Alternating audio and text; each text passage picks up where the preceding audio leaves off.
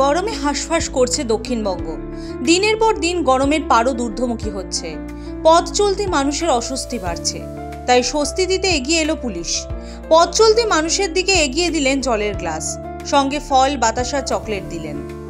DSP traffic Sanjay কুমারের উদ্যোগ ও Shantipur traffic guard Dipak শিকদারের ব্যবস্থাপনায় 12 নম্বর জাতীয় সড়কের শান্তিপুর ঘোড়ালিয়া বাইপাসে জলছত্রের আয়োজন করা হয়েছিল।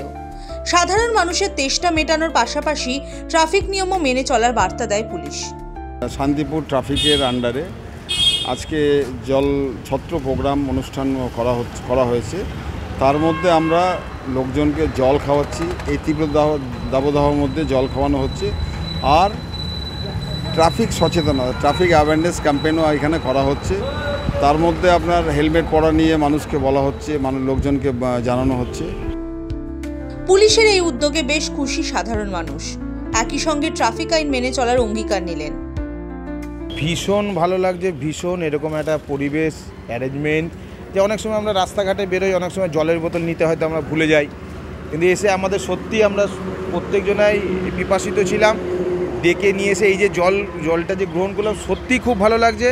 তার সঙ্গে সঙ্গে যে এরকম একটা পরিবেশ করেছে, যে পুলিশের এই উদ্যোগটাকে আমরা কুর্নিশ জানাই। যেহেতু প্রচণ্ড গরম পড়েছে, সেই গরমের হাত থেকে সবাইকে পথচারীকে স্বস্তি দেওয়ার জন্যই আসলে এই উদ্যোগটা করা হয়েছে। এই উদ্যোগটা আসলে সত্যি খুব ভালো, এবং আমি বলবো যে প্রতি বছর যেন এই জিনিসটা কন্টিনিউ করা হয় আর কি।